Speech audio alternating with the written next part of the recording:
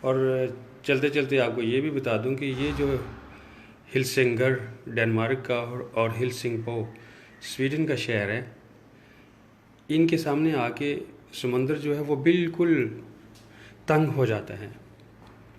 اور پرانے زمانے میں جو ڈنمارک کا بادشاہ تھا، اس وقت سویڈن بھی ڈنمارک کے کنٹرول میں ہی تھا۔ تو ڈنمارک کے بادشاہ نے یہاں پر دنیا کی تاریخ میں پہلی دفعہ چوکی قائم کر کے تو سمندری آمد و رفت یعنی جہازوں پر جو سامان لے کے آتے جاتے تھے ان پر ٹیکس لگایا تھا۔ یوں دنیا میں ٹیکس کا آغاز ہوا، اور آج بھی ڈنمارک ان ملکوں میں سے ہے جہاں پر انکم پر سب سے زیادہ ٹیکس ہے، یعنی دنیا میں جن ملکوں میں سب سے زیادہ ٹیکس لیا جاتا ہے ان میں ڈنمارک شامل ہے۔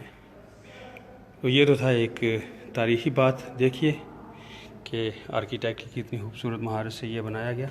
اب یہ سیڑھیاں ہیں، نیچے جا رہی ہیں، وہی راہداریاں آپ کو نظر آ رہی ہیں۔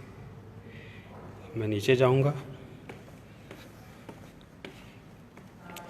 یہ اسکول جو ہے اس میں پورے ڈنمارک سے لوگ آتے ہیں یہاں پر کورسز کرنے کے لیے، اور خاص کر جو لیبر یونینز ہیں ان کے ممبر اس اسکول میں آتے ہیں۔